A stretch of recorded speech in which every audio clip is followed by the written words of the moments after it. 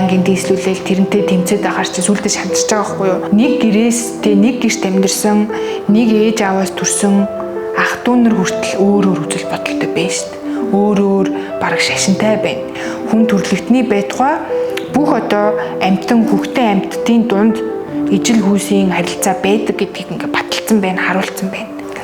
Сайн байцгаана уу ICC-ийн мэн сайтны үзэгчдээ намайг Кена гэдэг энэ өдрийн мэндийг та бүхэндээ хүргэе. Бакалавра би Суисийн уран зургийн ангиар төгссөн.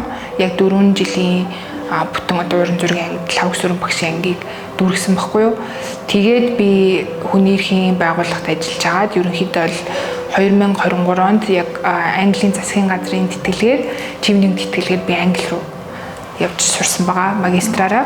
Тэгээ ерөнхийдөө бол гендер судлаач гэдэг одоо анги дүүргэсэн гэсэн үг. Ер нь бол комедиан болно гэдэг ямар ч төсөөлөх орон зай байгаагүй.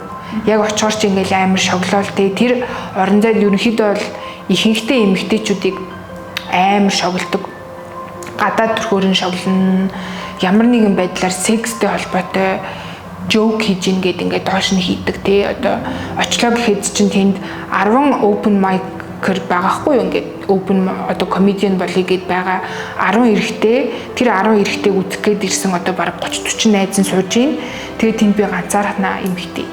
Тэгээд ер нь л ингээд ээлжилж гараад намайг л доош нэгээл намайг л шоолвол тий эсвэл миний тухай ургуулж бодвол нэг юм хүм ярьдаг байсан болохоор би ер нь л 3 жил завсарласан. За би энэ орон зайд очихгүй гэдэг очих болгондоо ингээд байнгын дийслүүлэл тэрнтэй тэмцээд байгаа ч сүулдэ шантарч байгаа байхгүй юу. Уул нь би амар дуртай амар сайн байсан ч гэсэн тэгээд болцсон байж итэл 2021 онд манай одоо комедигийн үүсгэн байгуулагч зоолагч Австралид төгсөж ирээд за энэ бол амар том орон зай юм байна. Хэдүүлээ эмэгтэйчүүдийн комеди клуб байгуулъя гэд тухайн үед одоо open mic дээр байжсэн цөөхөн эмэгтэйчүүдэд цуглуулад тэгээд Big Sisters-ыг 2021 оны 11 сард үүсгэн байгуулжсэн. Ер нь миний ингээд сошиал медиа ерөөсөө л миний л амьдралын тусгал байгаасаа гэж би хүссэн байхгүй. Зарим хүмүүс яг зарим хэсгийг харуулахгүй гэл тэгдэг. Надад ч гэсэн одоо харуулмааргүй хэсгүүд ерөнхийдөө байдаг. Гэхдээ би одоо зөвхөн энэ талаараа л өөрийгөө харуулна гэж одоо баригдахыг хүсдэггүй.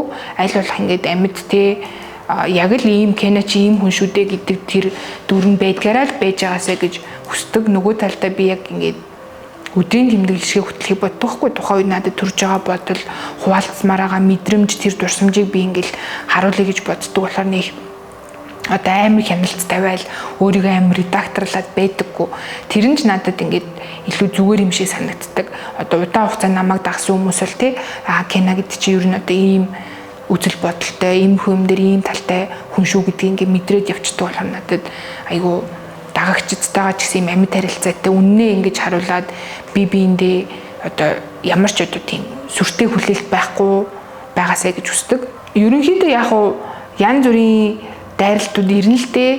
Тэгэл одоо магадгүй ингээл ямар нэгэн хэрэг гарангуут чинь би яас үзэл бодлоо хуваалцсан. Тэгэнгүүт намайг одоо удаан дагсан хэрнээ тэрнтэй санал нийлэхгүй хүмүүс гарч ирдэг. Тэр хүмүүс амар шууд ингээл би чамайг барыг дэмжээд л амар дагдаг байсан. Одоо ч дэмждэг байсан шүү. Аваа юм болов гэсэн чи аваас баас байсан байна мэн гэл ингээд эхэлтийтэй. Тэгтэл тэр хүн намайг бүрнээр нь мэдхгүй байж бас нэг өөртөө дүр үсгэсэн байгаа хгүй юу. Тэгтэл би хизээч одоо амар үзэл бодлоо бүр гинт өөрчлөөд л өмнө нь ярьдаг байснаасаа эсрэг юм нэх ярьж байгаа ингээл нийгэмд харахаар хүмүүс зүгээр яг өөр шин сэтгэх ёстой, яг өөр шин л байх ёстой гэдэг ийм тулгсан үзэл бодол, тулгсан ийм хандлага амар байгаад байгаа юм шиг санагдаад байгаа хгүй юу. Тэр хүний ертөнцийг харах үзэл бодол ч юм уу, тэр хүний амьдралын туршлагатай яг бусад хүмүүс ижилхэн байх ёстой гэж хитрхи шахаад байдаг.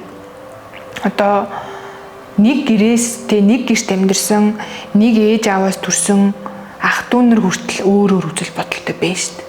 Өөр бараг шашинтай байна. Зарим гэр бүл бараг дотроо 2 3 өөр шашинтай юм тий. Тэгээд шал өөр одоо үзэл бодолтой, шал өөр амьдралын хэв маягтай гэр бүлийн гишүүд байсаар байна. Тэгж яхад яагаад ингэж бусад бүх хүнийг эсвэл нийгмийг ингэж яг өөртөө ижилхэн байх ёстой ингэж үзээд байгаа нь амар сонирн байгаа хгүй. LGBT хүмүүс байгаа, амьдарч байгаа нь бусад буруу ойлголт өгдөг, уруу татдаг гэсэн ойлголт одоо байсаар л байна л да. Би тэрэнд болохоор яг шинжлэх ухаанч талаас нь хүн заяо одоо ChatGPT, Google-с ч гэсэн хайгаад мэдчихэж болно. Тэр хүн зүгээр мэдхийг хүсэхгүй байгаа байхгүй юу? Яагаад уруу татаагүй ямар ч одоо энд чинь гаж юм байхгүй гэдгийг аль хэдийн одоо шинжлэх ухаан байтугай хууль муулаараа одоо улс орнууд батлаад ингээ явцсан шүү дээ. Шашин талаас нь ч бай, түүх талаас нь ч бай, хүн төрөлхтний байтугай бүх одоо амьтан хөхтөн амьтдын дунд ижил хүйсийн харилцаа байдаг гэдгийг ингээ баталсан байна, харуулсан байна.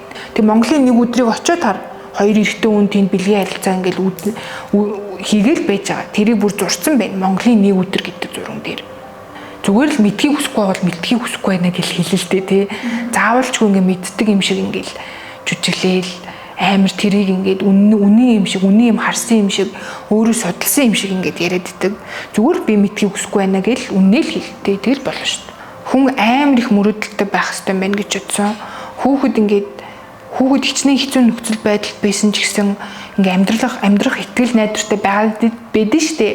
Яаж игээд нэг юмнаас ад жаргал болоод мэдрэгчдэг, инээчдэг. Тэгээд би өөрийнхөө хүүхэд насыг бодсон чинь амар олон юм хэрэгтэй хэрэггүй, бараг биелшгүй, эд сэдийн мөрөөдөлтэйсэн байгаа хгүй амар олон төрлийн.